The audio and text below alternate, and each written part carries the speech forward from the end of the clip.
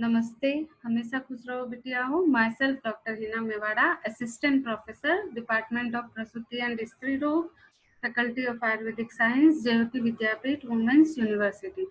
In today's session, I am going to discuss about preterm labor.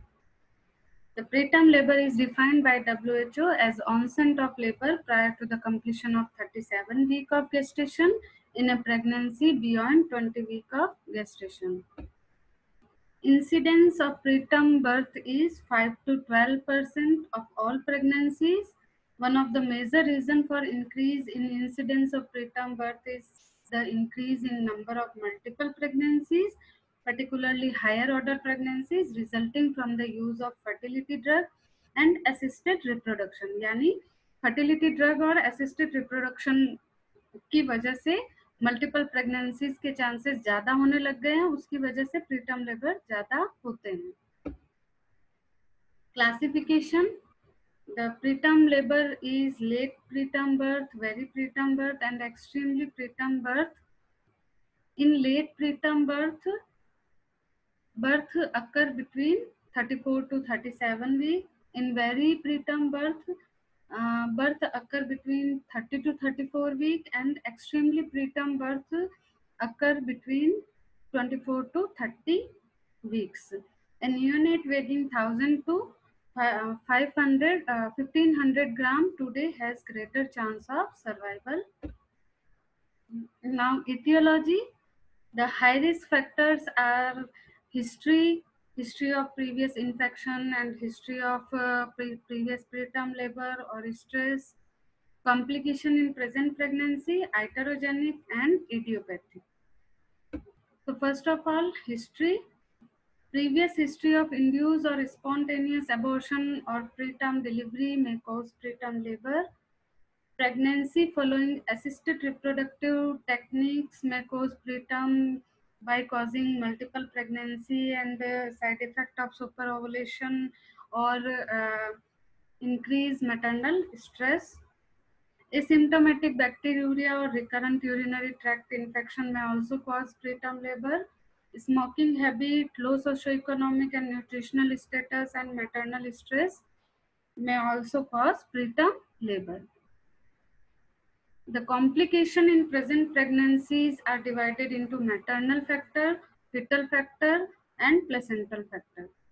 Pregnancy complication like preeclampsia, antepartum hemorrhage, premature rupture of membrane, and polyhydramnios, uterine anomaly like septate or bicornuate uterus, cervical factor like incompetent cervix or cervical surgeries like conjugation and LEEP surgeries, and short cervical length, and medical and surgical illness like acute fever, acute polynephritis, diarrhea, acute appendicitis, toxoplasmosis, abdominal surgery, and chronic disease, hypertension, nephritis, diabetes, decompensated heart lesion, and severe anemia may cause preterm labor.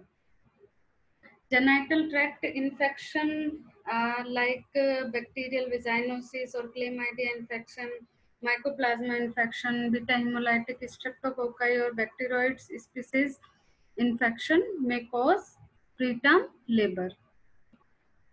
Fetal factor like multiple pregnancy, congenital malformations, and intrauterine death, and placental factor like infarction and thrombosis of placenta, placenta previa, and placental abruption may cause preterm labor. Iterogenic causes are indicated. Iterogenic causes are indicated preterm birth in condition of pregnancy-induced hypertension, fetal distress, IUGR, placental abruption, uncontrolled diabetes and decompensated heart lesion, severe anemia, and IUD.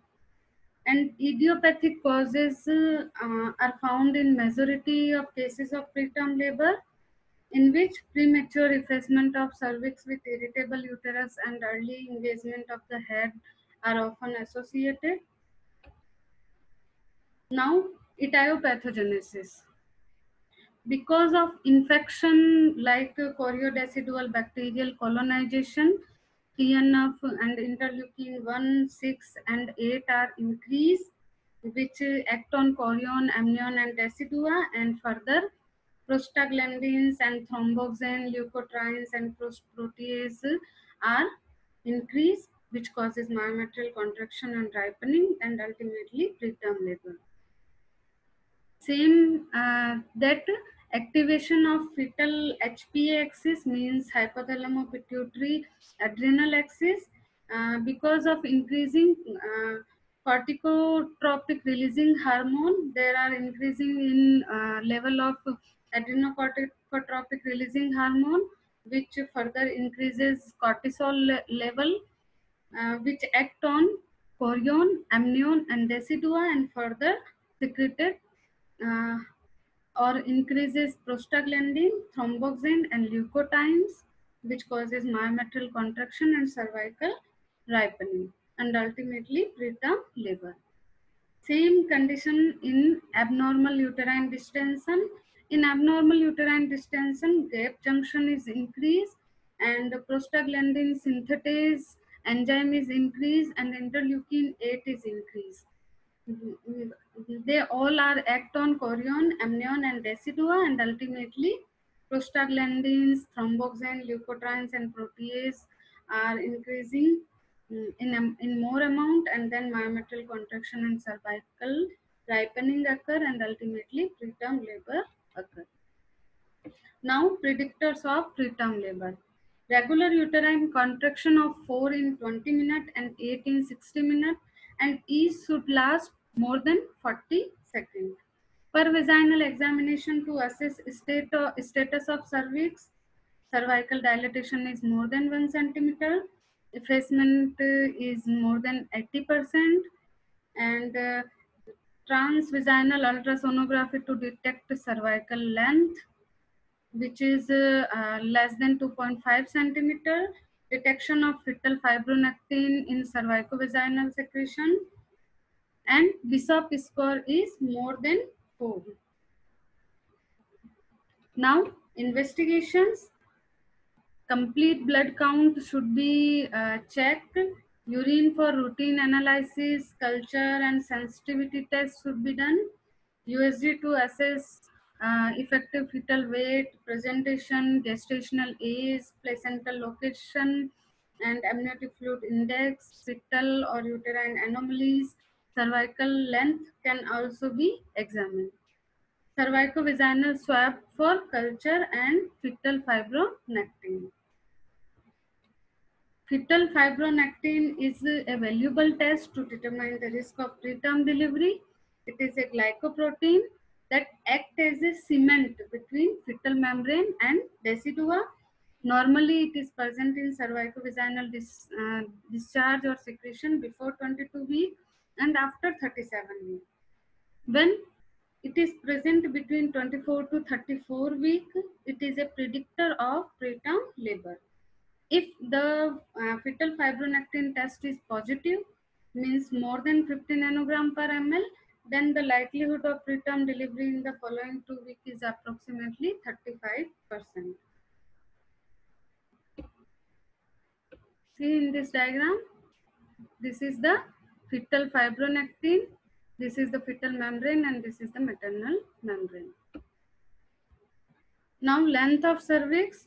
Cervical insufficiency is defined as cervical changes in absence of uterine contraction. Cervix can be assessed digitally or by ultrasound. A reduction in cervical length of more than 6 mm between two ultrasound have higher risk of preterm labor. Funneling means internal os diameter is more or less equal to 5 mm is also independent risk factor. Now, prevention of preterm labor. The preterm labor is prevented by identification of subjects at risk, to determine women's risk on the basis of socio-economic and past medical and reproductive risk factor, and measurement of cervical length and fetal fibronectin. The second prevention is done by effective measurement to avoid abnormal outcome. give bed rest to patient in the left lateral position, nutritional supplement in the form of omega-3 polyunsaturated fatty acid, which reduce the level of pro-inflammatory cytokines, periodontal care, antibiotics, and cervical circulars is the measure for prevention. Progesterone is given for the prevention. It is involved in maintenance of pregnancy. It reduces gap junction formation and act as oxytocin antagonism, leading to smooth muscle relaxation and maintain cervical integrity and anti-inflammatory effect. Progesterone has been recommended for pregnant women with prior preterm birth. The dose is 17-hydroxyprogesterone caproate 250 mg IM weekly. Now management. The principle of management is to arrest preterm labor if not contraindicated, uh, appropriate management of labor, or effective neonatal care. First of all, to arrest preterm labor. For the arrest of preterm labor, bed rest should be done by patient, adequate hydration, nutritional supplement in the form of omega-3 polyunsaturated fatty acid, and inhibition of uterine contraction with tocolytics, also called anti-contraction medication like nifedipine and ritrodine, duodenol, and Maxel. Corticosteroids is given to induce fetal lung maturation, and treatment of infection with antibiotic. Tocolytic drugs are nifedipine, atozibane, indomethacin, nitroglycerin, terbutaline, and Maxel, which is described in detail in pharmacology of oxytocin drug.